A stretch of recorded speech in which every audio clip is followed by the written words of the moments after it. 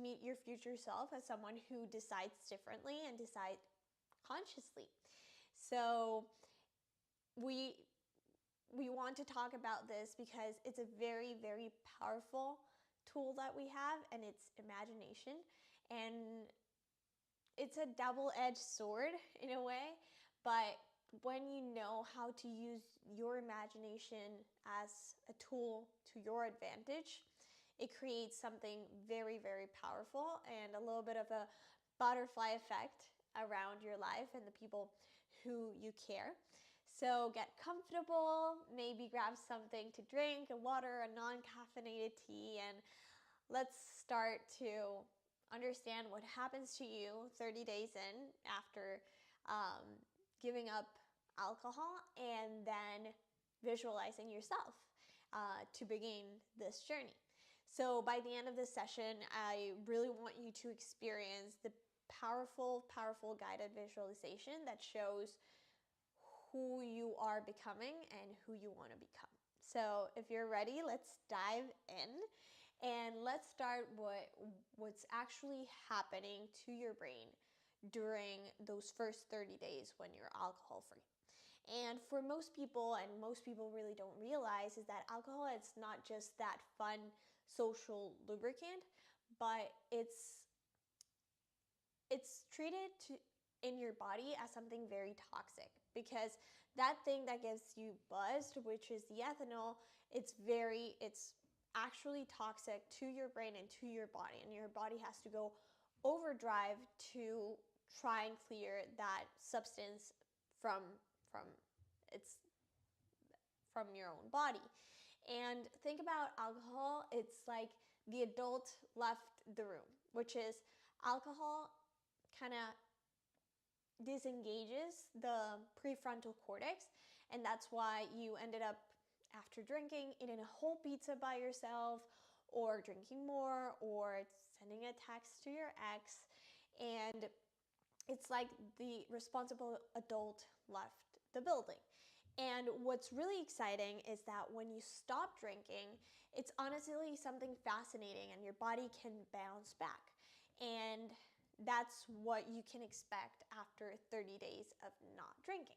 So the week one is when your brain starts to wake up, and starts to wake up from that fog, from that mental fog, and your body is really detoxifying, and your liver is finally processing all the backlog toxins that you have been dealing with, and it's clearing out years of probably unopened toxins, and it's recalibrating. So that's when your blood sugars starts to stabilize, and your cortisol levels also start to calm down. And I'm going to be honest, during this week, it's probably that you feel irritable, or that you feel like you're not sleeping. And especially if you've been using alcohol as a shortcut to be relaxed and to wind down, it's important to remember that your body is recalibrating, and your body is trying to learn to deal with life without the substance. So giving yourself grace is so, so important. And then the second week, which is where the magic really starts to happen, it's when your neurotransmitters, which are the serotonin or the dopamine, both of them, the chemicals who are responsible for motivation, for emotional control, they begin to stabilize. And a lot of people tell me, like, Laura, I forgot how it felt like to wake up and actually feel ready to start the day, and not laying in bed with a hangover or with anxiety and hitting the snooze button 5 times, or going straight to my phone to social media because I really can't do much. It's also important that during this week, you know that your gut is starting to heal.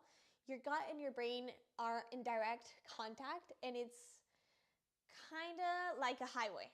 They talk to each other, and it goes both ways. So if your gut starts to heal from the inflammation, your brain starts to process better, and you start to process better emotion. And if we're being honest, if like your gut is hurting, you're probably feeling irritated, you're probably feeling annoyed, and your body and your full focus is on what's going on and how the secondary effects of that inflammation, what are they're doing to your body.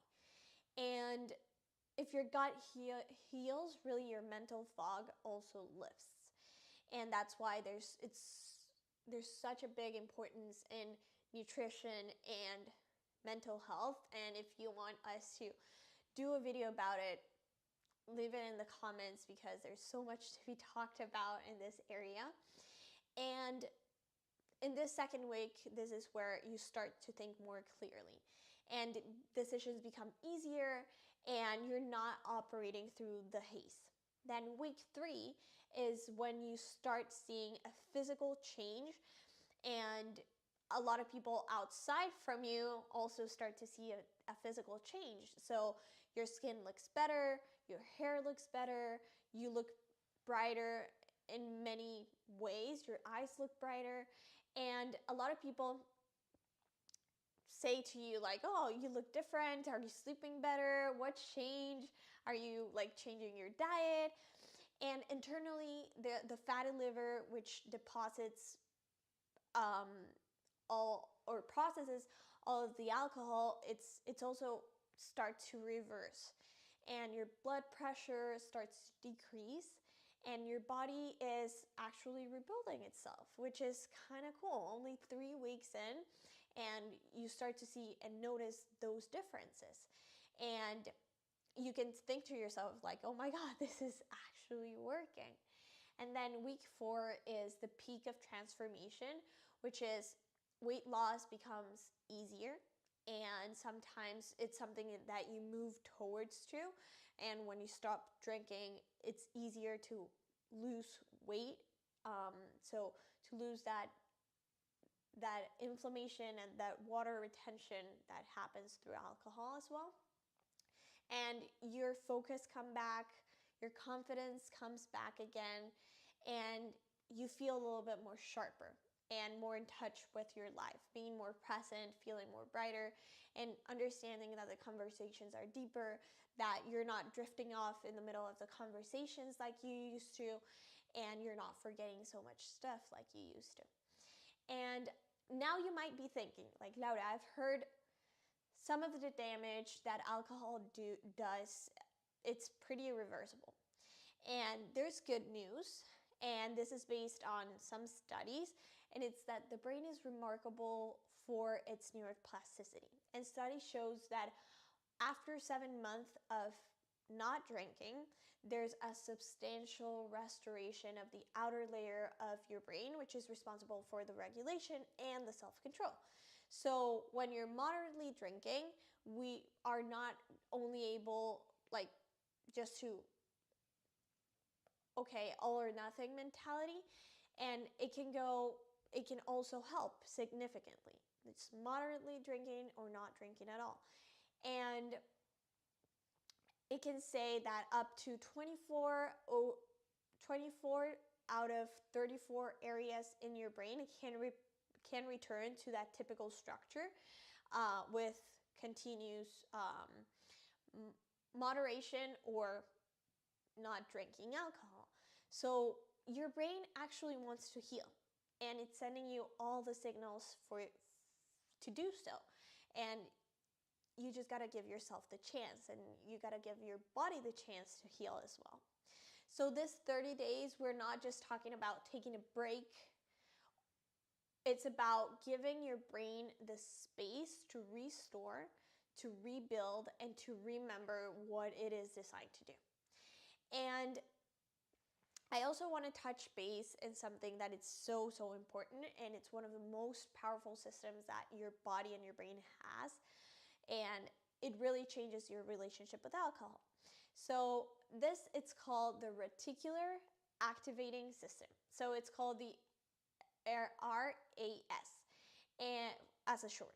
And once you understand how the RAS work, it's a total game changer. So this system, it's like the bouncer out of a club, but of your brain. So it decides what goes into conscious awareness. Because if we're being honest, we get so much stimuli every single day and every single second that we really are not aware of. So the RAS is what kind of lets through certain things to your conscious awareness. So an example is, have you ever bought a new car and suddenly you see that car everywhere in the city and it's insane? It's like everyone is buying this car all of a sudden. No, the cars have always been there, but this is the first time your RAS is noticing that there are a bunch of those cars in the city. And that's a very, very powerful system because it can make your attention a little bit more sharp and more into your reality. And here's where it gets super interesting with alcohol. It's that when you're drinking or when you're changing your habits of drinking, the RAS is programmed to notice every single opportunity to drink. So it's like you walk past a wine shop and your brain flags it. It's like, oh, there's alcohol there, that's relevant. Or you see a beer commercial and your brain suddenly has a craving. And someone mentions a happy hour and your brain remembers like, yes, that's super important. And I used to do that and now I can't. And the RAS has been trained really to build and to activate through repetition. And it's also to filter those alcohol-related cues if you've been using alcohol and if you've been having alcohol in your diet. And it's really not your fault. It's just how the brain works and what you prime your brain to focus on. So for example, for the ladies that are watching, the RAS is like the primer that you put before makeup. And for people who don't know about makeup, it's like the primer you put before painting a wall. It makes it stick, right? It makes the makeup or the paint stick to the wall or to your face. So your RAS really learns how to prioritize and more to focus on certain areas once it's done through repetition multiple times.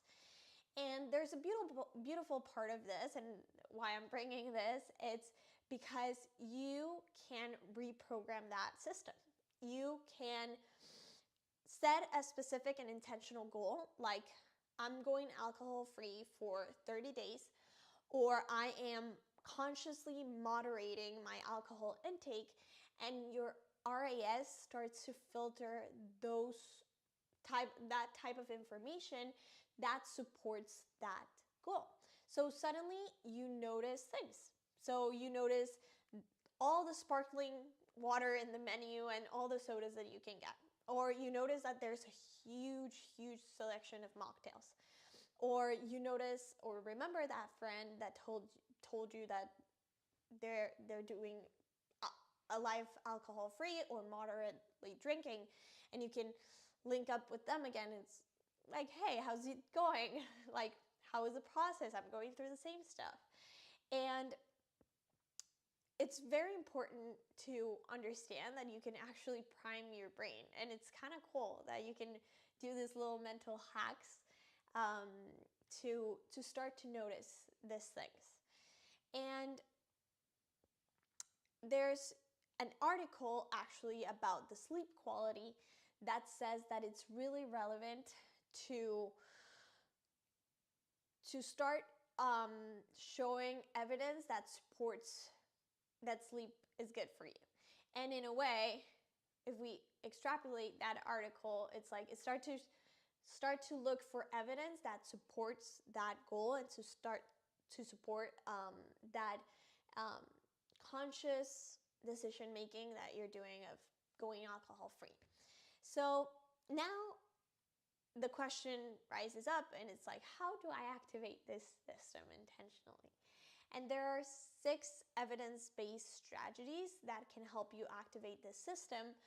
But I'm going to give you 3 that are very, very important and that they're like game changers that you can actually start today. So the first thing is the precision goal setting. So this is very, very important, and it's the RAS takes very critical instructions. It's in very, very specific instructions, and it's not like, oh, I want to drink less. That's not an instruction. That's too vague. Your brain needs, I am someone who drinks only on the weekends, or I only drink 2 drinks when I go out. And there's a difference when you set a goal that is measurable, and there's a way to make those goals, so like drink less, make it measurable, make it attainable, make it something like time-based, and that's how you make it real for you and for your brain. And that's a very, very clear instruction for the system. And that's how your RAS starts to filter that information that it's receiving from the outside.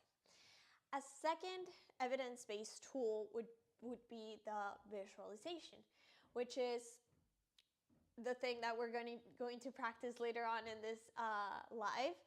And it's to vividly imagine yourself as a future version of yourself that feels calm, that feels confident, that can go through life without a beer or without alcohol, or can actually moderate and feel proud and feel energized. And that's something that really changes how you perceive yourself and how you believe, or the identity that you create around yourself. So your brain really doesn't distinguish between very vividly imagined things and the reality. So that's why I told you, like, maybe it could be a double-edged sword in a way, but when you use it for your advantage, is very, very powerful. So this is why athletes really do use this visualization a lot.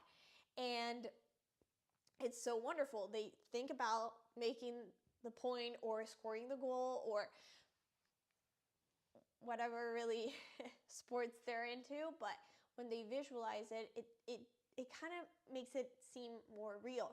And they say a lot of this in yoga. When you don't achieve the posture right away, just imagine yourself achieving that posture, and where you put your energy or you put your focus, energy flows. And eventually you will get to that point. You will get to the point of reaching and creating that yoga pose or hitting your PR or anything that really you like for a workout. And then a third tool would be sleep optimization. And I know that here in Unconscious Moderation, we really do talk a lot about sleep, but it's one of the most powerful things. That's how you repair, and that's how you give your body the chance to repair. And it's really a non-negotiable. And it ties to everything that we're talking about, which is the RAS needs rests and needs time to process all the cues and all the stimuli. So it could be 7 to 9 hours of sleep on a daily basis. And when you are not sleeping and your RAS really can't differentiate between what's important and what's noise, and that's why sometimes when you don't sleep, you feel like overwhelmed or irritable. And your brain, when you sleep, becomes something like a precision instrument, and it lets your RAS make the job more precisely and make the most correct decisions, maybe. I don't have the word specifically for that, but yeah, it would be create or make the decisions that are best for you and for your goals, and not just let through all the noise. And there's a kicker in all of this, and that's alcohol really destroys your sleep architecture. And even if you do fall asleep a little bit faster, your REM sleep is not achieved. And the REM sleep is where you restore and where you process the day's stimuli and where you process all your memories. And when that is compromised, you are likely setting your system like out of whack, and it really won't make a big difference. Even if you're setting the goal intentionally, you need the energy to differentiate and to understand and for your systems to work right. And now I also want to talk about something called the gap versus the gain. And it's a mentality that I really want to teach you. I think it's also a game changer, and it's how I changed my relationship with alcohol, and so many people have changed their relationship with alcohol, and it's called the gap versus the gain. And it is talked from a framework, or is taught by a framework that explains that very high achievers are genuinely happy, and some others, very high achievers, are not. And it's directly to how they see the journey and how they tell themselves the story. So I'm going to paint a picture for you. So imagine yourself at a celebration of a promotion or a friend's wedding, and you achieve something really important in your life.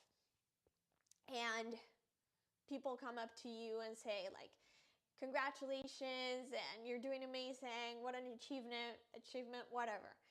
And you start thinking to yourself, yeah, but I should have gone farther, I should have been doing this by now, or you know what, my friends are farther along, or I mean, I don't deserve this. And in that moment, how you tell yourself the story, you are seeing the gap. You are seeing the gap, and the gap, it's created by measuring where you are right now and the ideal. So your future self ideal.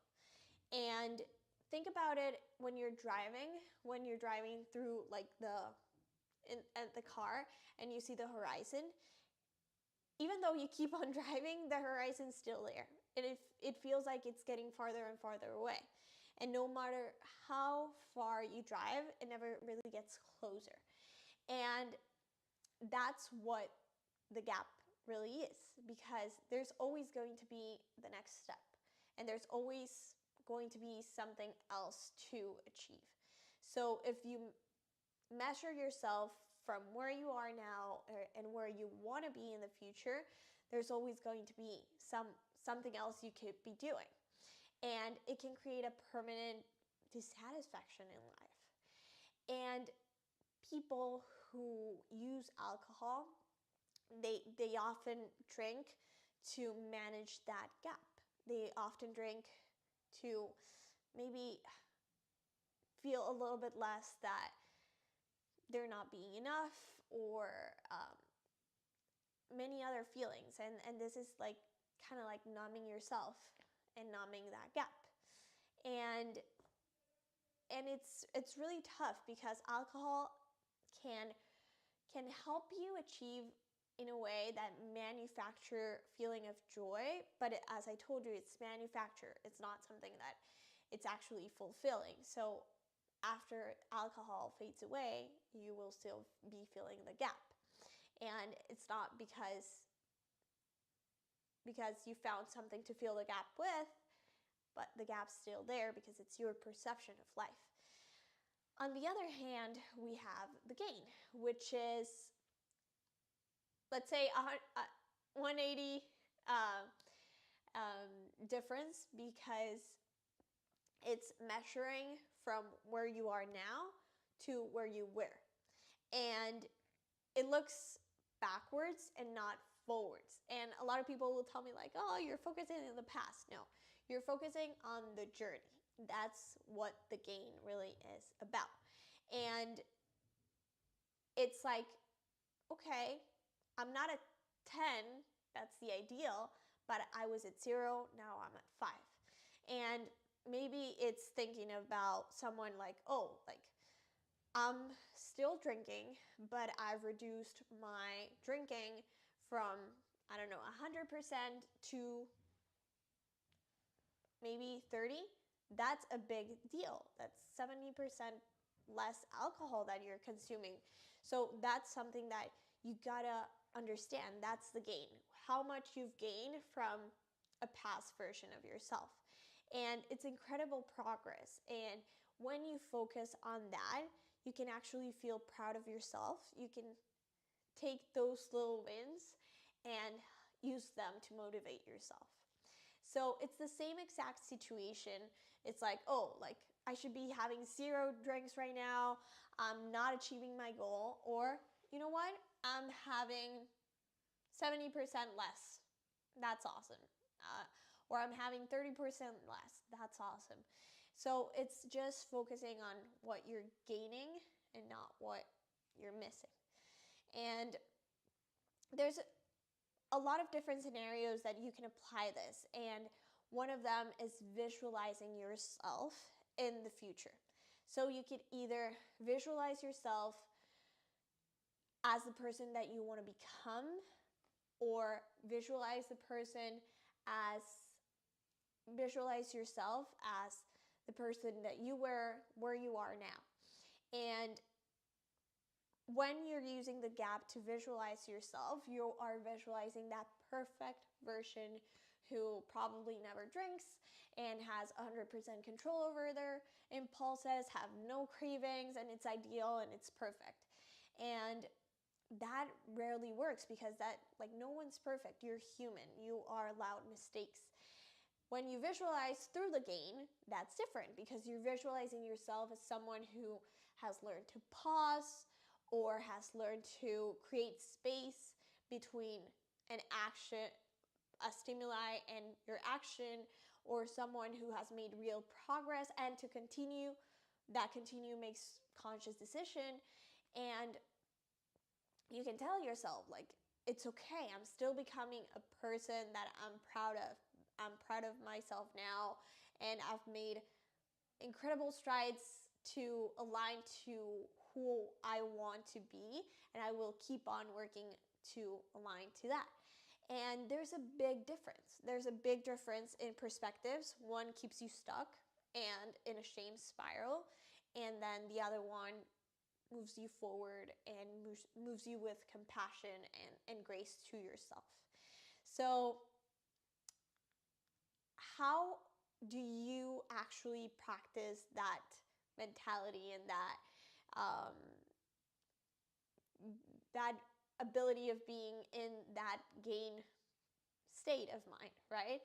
And it's not just about positive thinking, because a lot of people could say, like, I'm always positive thinking, and it doesn't work. And it's more about training your brain to measure correctly and to measure through real events.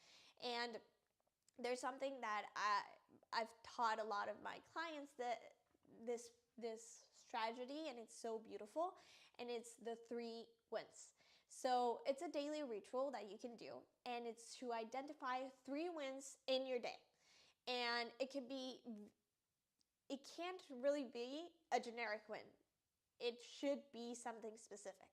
And when you have little gains, that is where you create that motivation. And you can't really say, like, hey, I was productive. No. It's not about saying, like, oh, I did okay in my life. No, it's something very, very specific. And it's, I visualized myself today and created a guided meditation that helped me feel connected to the version of me I want to become. Or I chose to drink a herbal tea today instead of wine after work. Or I woke up and I didn't hit the snooze button 3 times, and I jumped out of bed. And when you find those 3 wins during the day, that sets you up to find other 3 tomorrow, and 3 after that, And when you do this ritual constantly, you feel good about those wins. And it trains your brain to focus on the progress, on what you did. And there's something very, very amazing about this. And it's you are priming your brain to notice the wins. So you are priming the RAS system to notice those moments that you are feeling like a winner.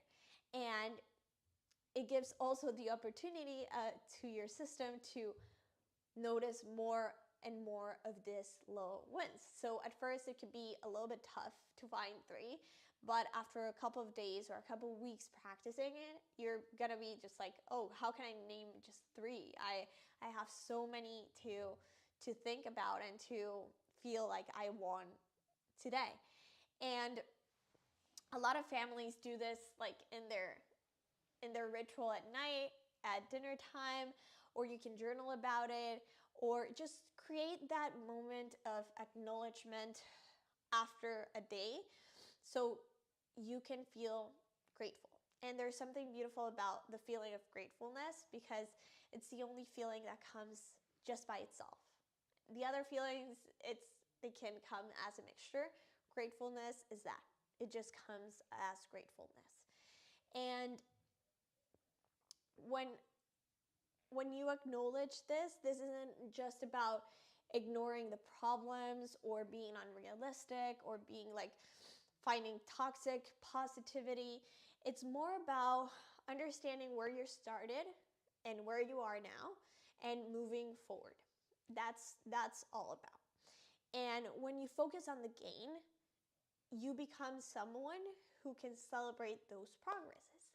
And not only for you, but the people around you. So you start noticing that in your loved ones and how amazing it is to recognize this in others as well.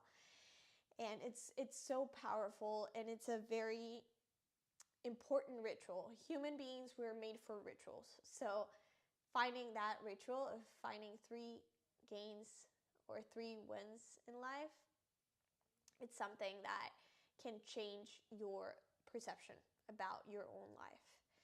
And I also want to talk about visualization because a lot of people say it's wishful thinking, and it's very transformative, it's very powerful, and you're going to experience it today, and we're going to practice it together. But what most people really don't understand about visualization is that your brain really doesn't distinguish between vividly imagined scenarios and the real one. And when you visualize yourself doing something in very like copious amount of details, that is when your brain starts to feel like you're doing it, and it becomes something more attainable. And a lot of athletes really work on that and spend hours visualizing their performance. And you can see it when they're training or when they're warming up. They're just in their zone. They're visualizing achieving what they want to achieve in that competition. And it's really not wishful thinking. It's neuroscience. And when you visualize your future self as the version of you that transform the relationship with alcohol, you are not just daydreaming. And you are giving your brain the possibility and a feeling pride and to focus on those gains. And you're giving your unconscious mind a way to make it feel real so you can continue making the decision so it's real. And a real example on how this works, it's imagine right now what it would be like to hold a lemon. And I know it sounds funny, but picture it. Picture the waxy texture, or picture the texture against your skin. Notice the yellow color. Notice the scent it has. Now imagine cutting the lemon, and you can hear, or you can feel the slight resistance of the knife. You can hear the knife cutting through. You feel how sharp is the knife. You can smell the scent of the lemon now a bit stronger. And now you can imagine putting that lemon slice in your mouth and you're biting down on it. And a lot of people, when they hear this, they start to salivate. And most people really do. And it's your brain's responding to the capacity and the experience of imagining and finding it real. So that's why sometimes emotions or daydreaming makes you feel emotions that even though it's not happening, you're experiencing right now. So it can go with good emotions, and it also can go with emotions like anxiety or stress. So that's why I say it's very powerful. So understanding it and using it on the way that works for you, it's an amazing tool. And you will have that in your toolbox for forever. And it when you visualize, you create that scenario and you make it feel real. So when you imagine this and we extrapolate it into your relationship with alcohol, it's a total game changer because you can actually visualize yourself changing your relationship with alcohol. And you can vividly imagine yourself waking up clear-headed. You can vividly imagine yourself feeling energized. You can vividly imagine yourself sleeping better and having an actual rest during the night and feeling proud of your choices and having the energy to do the things that matter to you. So your brain starts to wire itself to find those wins and to find those stimuli around you. And that is RAS. And I know it sounds crazy that you have this ability to hack your brain, and a lot of people really don't know this. And it's really just about visualization. And it's really not just about willpower. It's about thinking and imagining it and believing that you are able to do this. And I think that is one of the most beautiful things that a lot of guided meditations teach us. And it's being able to use the imagination to feel, for example, in yoga, the energy coming in and out in your body. And a lot of people that practice yoga experience that. And it's something that could change the way we use our imagination. And it's not just a kids thing. We have it as adults. But now we can use it to become that version of yourself that you want and that you feel proud of and that you feel that you can become and that you are becoming.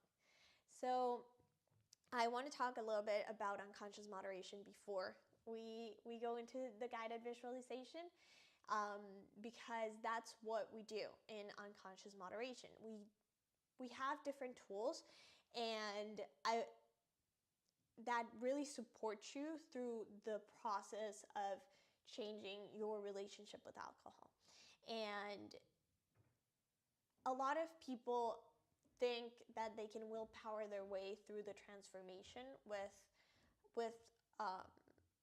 your relationship with alcohol.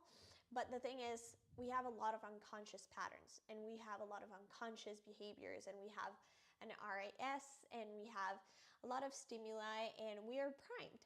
So when we understand that 95% of our behaviors are unconscious, and then only 5% of them are conscious, that kind of flips the script on a lot of other mentalities of changing your relationship with alcohol. So you understand that your relationship comes beneath the surface, and it's not just a behavior. It has symbolism and something underneath it.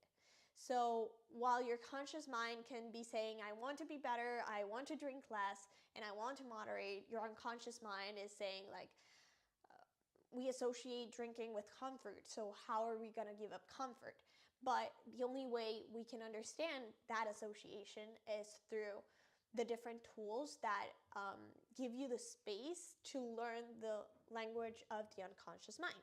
So the tools that we have is hypnotherapy, which actively approaches that relaxation response that we know you have, because every human being has. And it's that capacity of being naturally calm and having that state of being open to suggestions and being open to questions and being open to dig deeper, and understand really what's your relationship about. Then we have the journaling, which is another way to uncover that unconscious patterns and that unconscious language, which naturally access your beliefs. And when you sit down and have the habit of journaling, you can start to read in between the lines, because the unconscious mind really doesn't speak in English. It speaks in symbols. And maybe if you're writing, I feel that I need wine to connect. And maybe it's, okay, which are other ways we can connect? Or why do you feel that you're not connecting right now? And you can go deeper into that journaling process. And then we have movement, which is our third and last tool, which is, with movement, you activate all those feel-good chemicals that you also activate artificially through alcohol.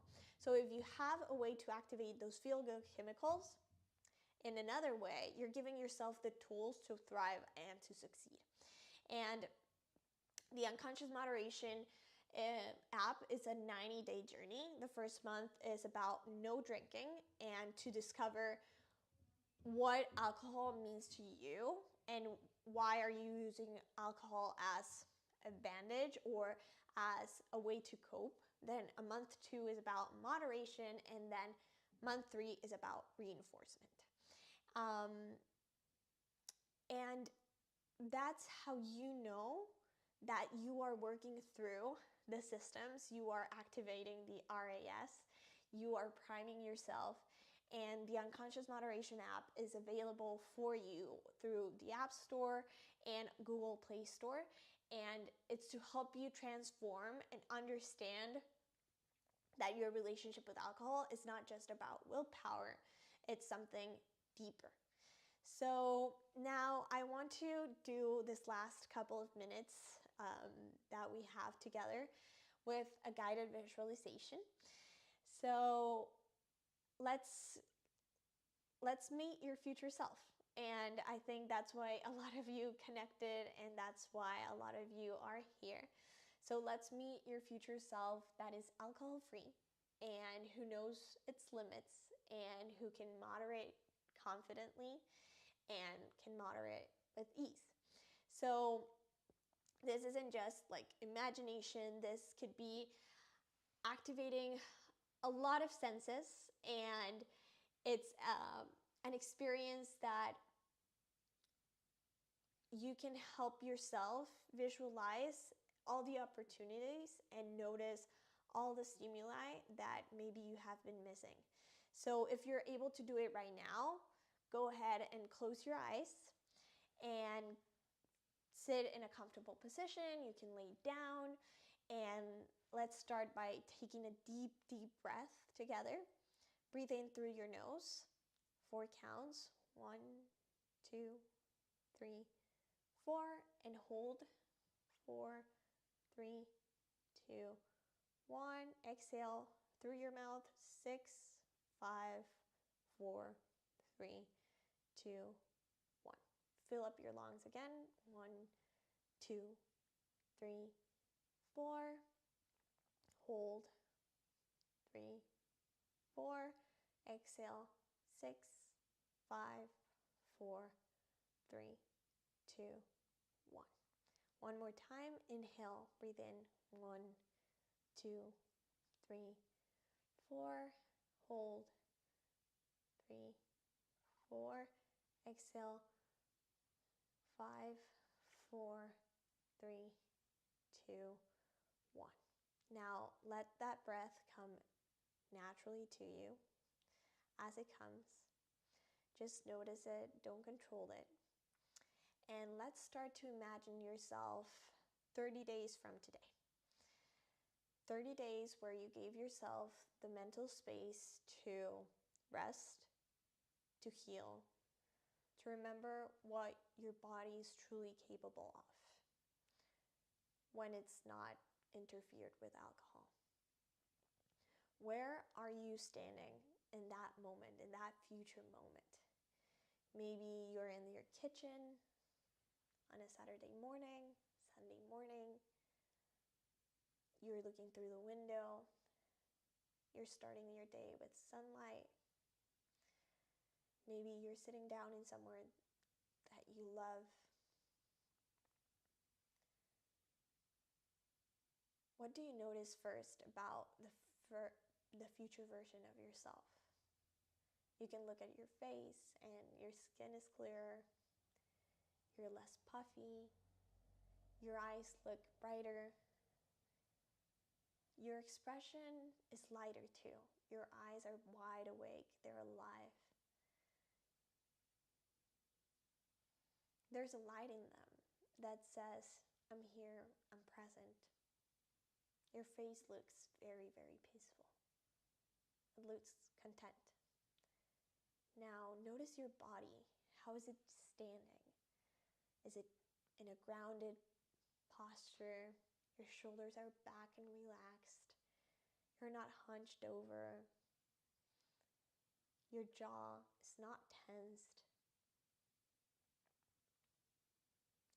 You're fully in your body.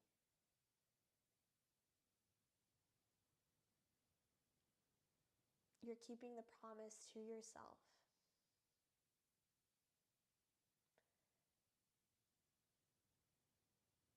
You're not numbing anything. You're here. You're right now. Imagine yourself in the evening. In that time of day, the old version of you would feel that pull, that automatic thought. The thought of, I need a drink. You don't feel that pull anymore. Or if you do, it's quiet. You create a pause. You take a deep breath in and a deep breath out. You notice how it comes up like a wave. It falls like a wave.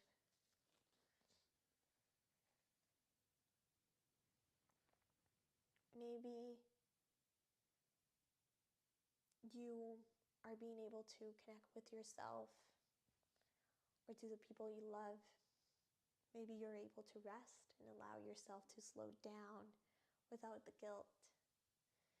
Maybe you're being able to move and you put on music and you dance. You step away from your living room and you take a wonderful walk outside underneath the sunlight. You meet the needs directly.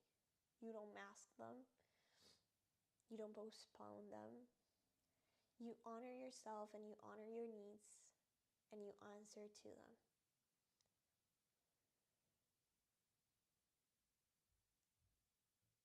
Now see yourself going through that evening routine. What is your future self doing? Maybe you're making some herbal tea with a mug that you love. You are taking your time to smell it, to let the steam come up. Maybe you're journaling. You're letting your mind wander. Or maybe you're reading a book that you really, really enjoy. You're taking a bath. Or you're sitting quiet doing nothing, and that feels great. You calm yourself. You look calm. There's no restlessness, no need to escape. You're comfortable in your own company. Now you imagine yourself getting ready for bed. You're not passing out. You're consciously choosing to rest, to lie down on the bed, to feel the drift of falling asleep and not being knocked out or sedated. Your breathing is steady. Your mind is quiet. Now imagine the next morning. The sun is coming through your window. You wake up naturally. No alarm needed. No snoozing. Your head is not pounding. You're awake. You're feeling clear. Your body's rested. Genuinely rested. And it's not fake. Your body's delivering. Your stomach, it's not uneasy. Your stomach is delivering. You open up your eyes and you actually look forward to the day with the energy that you have, the real energy.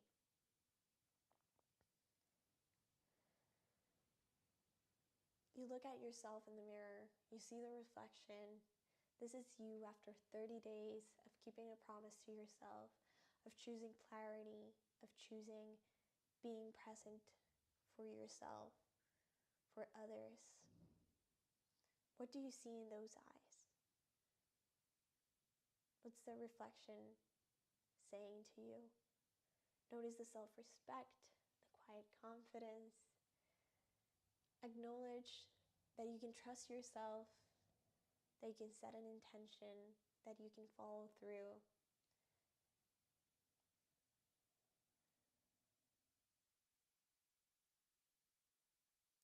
Maybe you feel and imagine yourself, the future version that radiates clarity, confidence, self-trust. Imagine that version of yourself reaching out to you right now, inviting you to step into that version. Not someday, but right now, today. Take their hand, feel that hand in yours. Feel the confidence, feel the clarity, feel the peace, feel the self-respect. Now imagine stepping into that full version of yourself. Every time you measure progress, you're measuring through the gain instead of perfection. You're a person. You're giving yourself grace. Let that anchor to you. And when you're ready, come back, gently open your eyes, and notice what's going on. Wiggle your toes, wiggle your fingers, take a gentle stretch. It feels good. Welcome back. And I really hope that you felt something shift inside of you through this visualization, a small shift. And transformation requires just a small shift over and over again. And when you see yourself through that possibility of gain instead of the gap, that's when you see the possibilities. You see how little changes and all those little changes can build up to something different. And here's what I really want you to take away from this. You are not broken. And if you've struggled with your relationship with alcohol and you're trying to cut back and found it to be very difficult, it's not lack of willpower, it's not a lack of discipline, it's the unconscious mind. And maybe you've been trying to solve an unconscious problem with consciousness.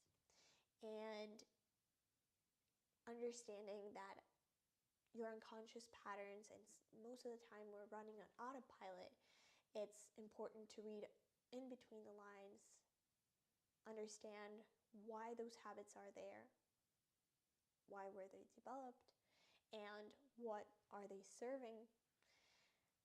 That's when you know and you can actually make a conscious choice rather than something that you heard it worked for someone else, because you're understanding what works for you. And remember, remember, transformation does not require perfection, it just requires awareness.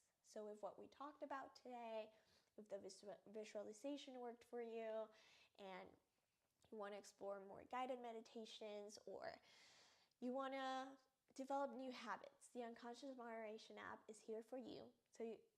So you can transform the perspective that you have through life and your relationship with alcohol and create that shift that you want to make, that you just visualize yourself doing. Create a lasting change from the inside out. So thank you so much for joining. Follow us on our YouTube channel. Follow us on TikTok, Instagram. Download the app if you want to learn more and develop new tools. Stay conscious and stay free. Goodbye.